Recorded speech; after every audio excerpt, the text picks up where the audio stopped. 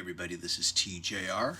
Last week I did my unboxing of the Crosby, Stills, Nash & Young Deja Vu 50th anniversary set. And a number of people wrote comments thanking me for my review.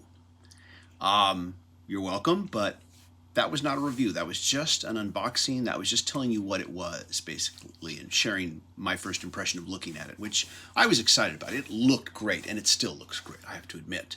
But the real proof is in what we hear when we listen to both the remaster, in this case, with this particular set, and the bonus discs.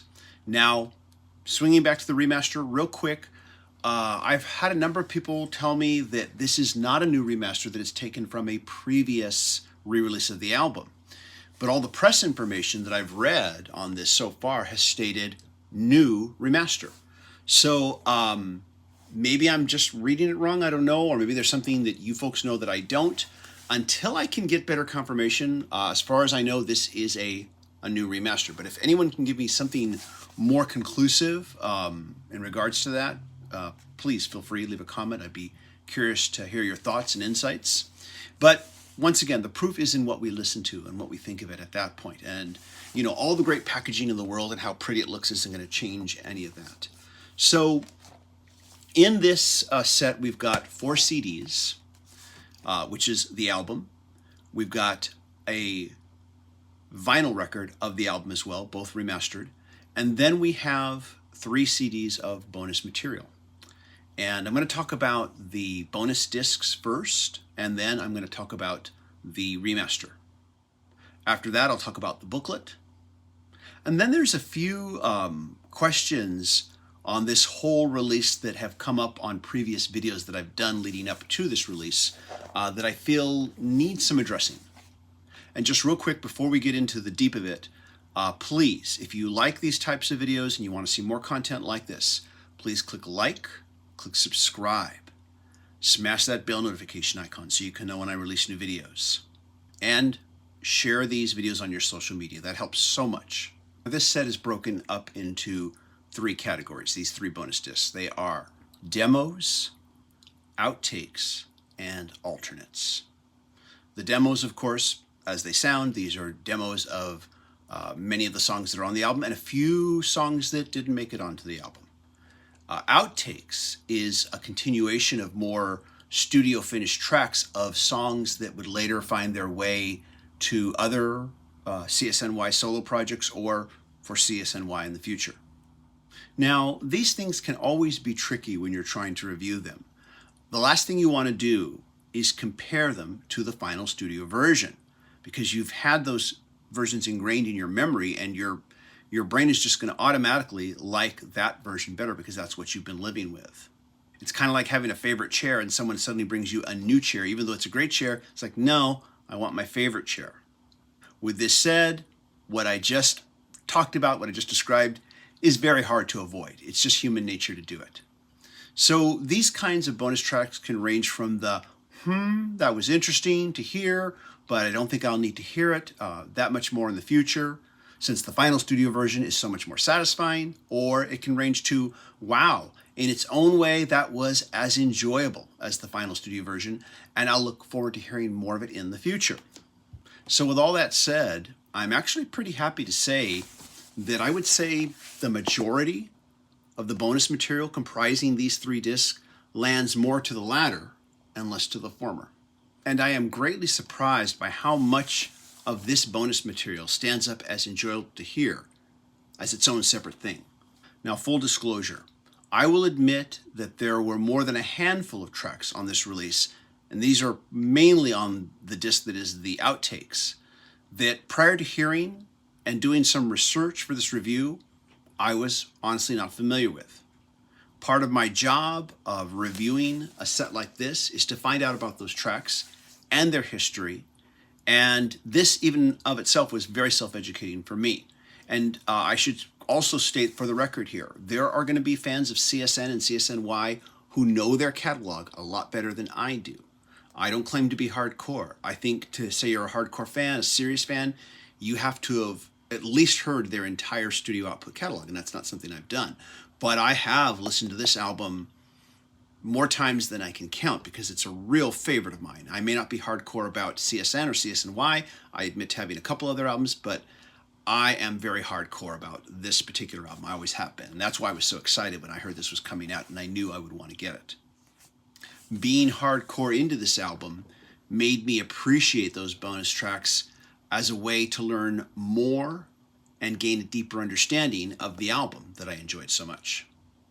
And finding out that so many of the demos and outtakes on this release, that they eventually made their way to later recordings by CSNY's respective members, either as a group or on their solo projects, has encouraged me to listen to more and seek out those other albums and start listening to them, which is another thing that I think a set should inspire the listener to do. So let's talk a little bit about each respective disc. We're going to start with demos. This is probably going to be, I think, the hardest disc for some listeners to appreciate because the other two feature much more polished, finished studio work. And I'll admit some of these demos are a bit rough. Graham Nash's demos of Our House and Teach Your Children Well were a bit on the rough side. But these were also two of the most commercially viable songs on the album. Great pop perfection takes work, but always looks easy. And listening to the demos for like Our House and Teach Your Children Well helped me to better appreciate the work that went into creating that perfection. In fact, in the alternates version, there is a more finished version of Our House that they didn't go with, not to mention the duet version with Joni Mitchell, and of course the final studio version. And it was revelatory to hear those in progression with each other and see how that song's production evolved. It's kind of fun to hear Graham Nash correct Neil Young on his guitar tuning before their very beautiful demo of Birds, which of course will go on into mortality on Neil Young's After the Gold Rush. But this demo version is very beautiful in its own very stark way. Another interesting track on that disc was entitled So Begins the Task / Hold On Tight.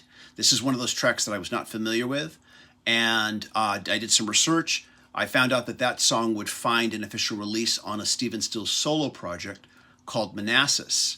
And I went and listened to that one just to compare to see what this finished version sounded like versus the demo on this set.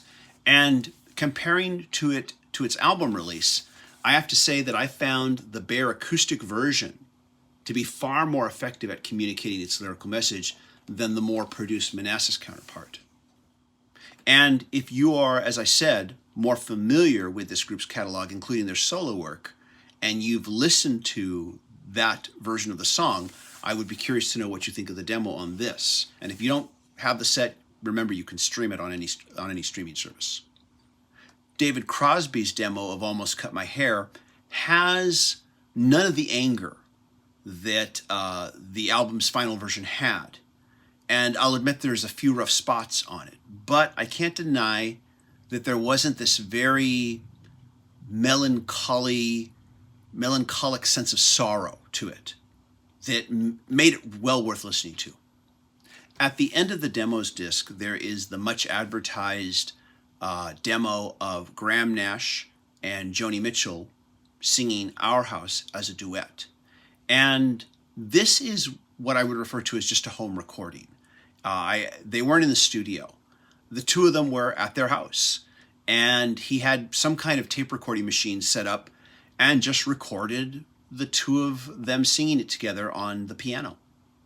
And because this is just a home recording, I've seen this particular track very criticized in other reviews. And I get it. It's a real rough recording. But if you're going to base your review on the audio quality of this particular demo, you're not getting the appeal of it in any way, shape, or form. What is great about this is that it's Joni Mitchell and Graham Nash in their house being very unassuming. They're not performing for an audience. They're not talking to the press. They are being themselves. They are being their private selves. And so, when Graham Nash flubs a line in the song, he stopped and says, "Oh shit." And Joni Mitchell just laughs her head off.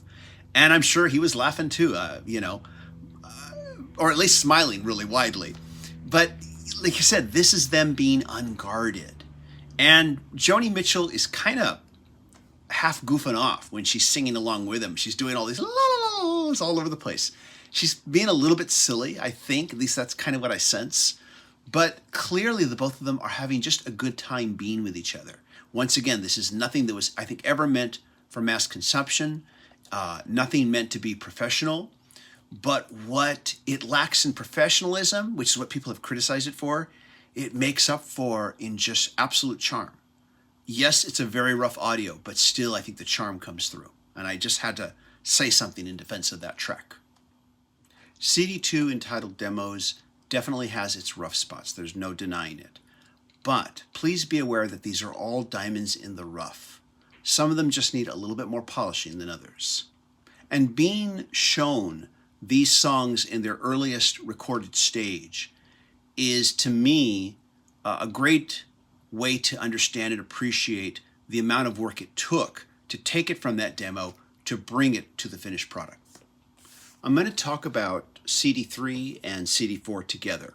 CD3 being Outtakes. These are the songs that I mentioned earlier that were recorded during the sessions for Deja Vu, but later ended up on later recording projects. CD4 is alternates, and these are alternate versions of the final songs on the album.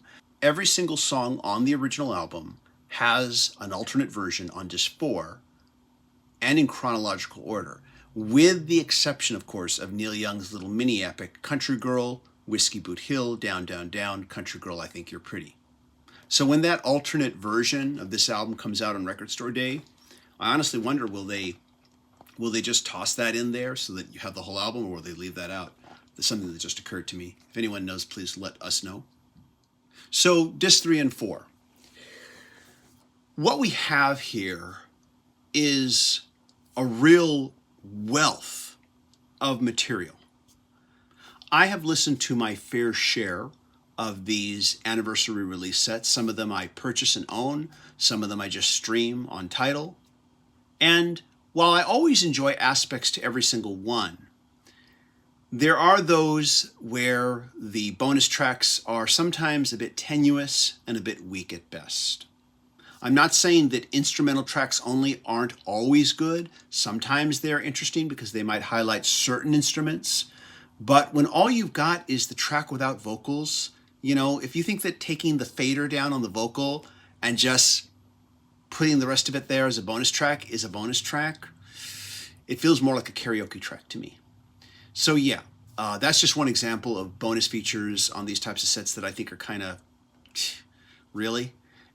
But with this set, we don't have anything that I would in any way say is just kind of so-so or iffy or meh or anything even close to that. There is a true wealth of bonus material. All of these outtakes, songs that ended up being on other projects, these are all tremendously worthwhile to listen to, and the majority of them sound pretty much finished or close to finished anyways. So you can definitely appreciate the production, even though it's just maybe this close to being finished, and a few of them do feel finished, I'll be honest. But there's not a bad track amongst these here. CD4, which is the alternates, these are all really interesting to listen to alternates. The moment you divorce yourself from the studio recordings, I know it's hard to do, but please do some musical ninja zen and just put that out of your head and listen to these. These are not the final versions by any stretch in some cases, but they are interestingly different. And I think it's really interesting to hear how sometimes just how you phrase a chorus can change how the song feels. A slightly different tempo or a different attack with the drums, and it changes the whole feel of the song. And once again, you can look at it that way analytically, but also I think still enjoy it. And so I would encourage you that when you do listen to the alternates, do your best to just push the original version out of your head and listen to these and notice the differences, notice what makes the differences, and I think you're going to find yourself appreciating the original album that much more. But I think you'll still appreciate these alternate versions. I know I have been. And once again, they're not going to replace the original, not a chance, but that doesn't mean there isn't quite a bit to enjoy about the alternate versions. Now, as for the booklet, once again, I have to make it very clear that I'm not someone who has heard every single thing this group has ever recorded. In fact, I've only really listened to a handful of CSN/CSNY albums, and out of all of its members, the only one whose catalog I have explored in great detail is Neil Young. And but once again, after listening to the outtakes on disc 3 and finding out, oh, okay, this ended up on so-and-so's project, I find myself more intrigued to listen to more of these solo projects. So the booklet here, and I wanted to say all that first before I talk about the booklet, because I know that for those of you who know the catalog better than me, you might read this and say, oh, I knew all this already, you know. But to me, a lot of what I've read about CSN, CSNY, about their relationships, musically and personally, about why they won't reunite, and about the making of this album, has been scattered here and there, little snippets of interviews, that type of thing. Here, with this article, essay, I should say, everything is kind of put into perspective in regards to this album, what led up to it, the aftermath, the different interpersonal and creative dynamics between everybody involved. This gave me a really good perspective, and once again increased my appreciation for the album even more. In fact, after reading this, I found myself eyeing a book that goes into more detail about the band's entire career, and I'm feeling a strong urge to get a copy of that, especially if it's an audiobook and I can listen to it while I'm driving. So, in short, great looking booklet, which I said when I opened it up, but also very well written. Lots of good information. And definitely recommended. So now let's talk about the remaster. Once again, until I get better confirmation, I'm assuming this is a brand new remaster for this set done in 2021.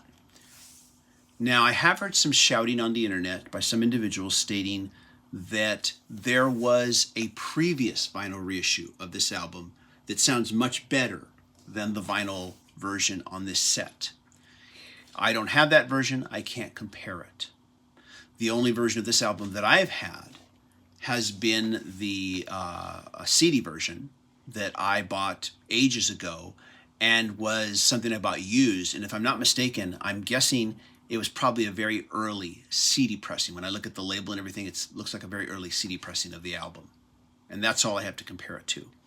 And when I first put on the vinyl, which is what I listened to first and then the CD after, I was pretty knocked out within the first 4 measures and for the rest of the album. Just the way this particular mastering allowed me to experience and hear all the different musicians on this album, their voices. I thought it was just a great experience listening to the vinyl on this particular set here.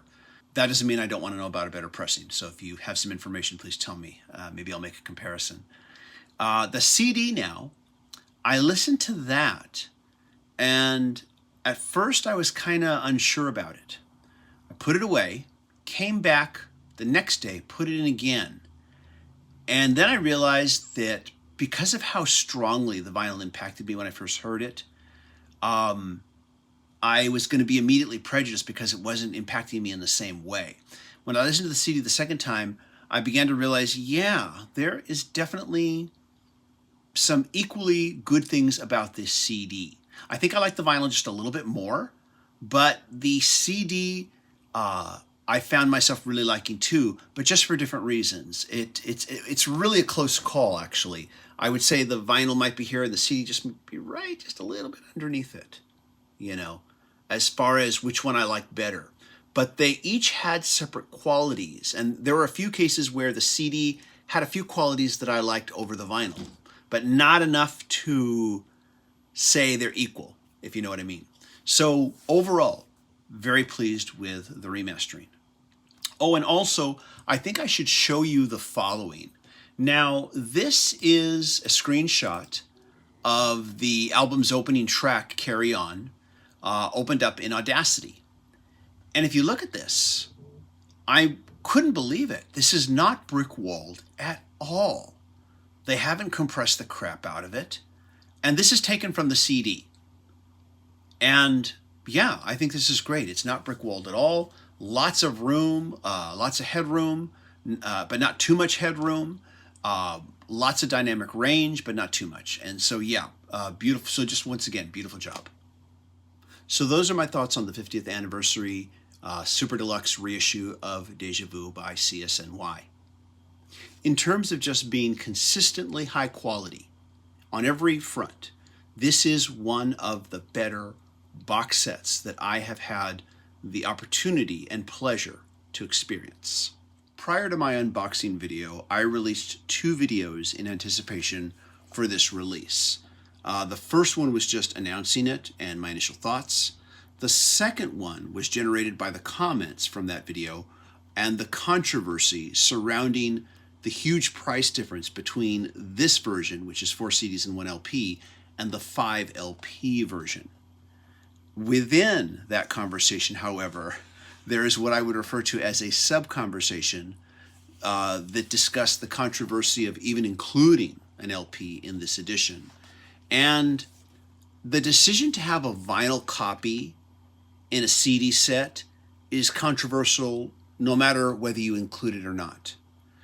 In the past, I have always wished that the CD box sets that I did buy would at least just have a vinyl copy of just the album. Because my opinion, I don't need the bonus material on vinyl. But I would love having the new remix or the new remaster on both CD and vinyl. So that means I have to buy the box set and I have to buy the vinyl record. So I felt like they did me a favor by including the vinyl, and I don't mind paying a little extra to get it. However, though, if you're not into vinyl, this vinyl record that's in here is basically money you've wasted because you're not into vinyl. You don't have a record player, and you want just want the CDs. So I get it. It jacked up the price for you, and it could have been a whole lot cheaper if they hadn't had the vinyl record. So it's kind of a lose either way. And the other thing in regards to that is the fact that there was no single CD version of just the remaster in case that's all you want, or just a single LP edition in case that's all you want, or a 2 CD set where you have the remaster of the album and a best of disc of bonus material taken from this. It's kind of just a highlights set. I know there's a lot of people who wanted that.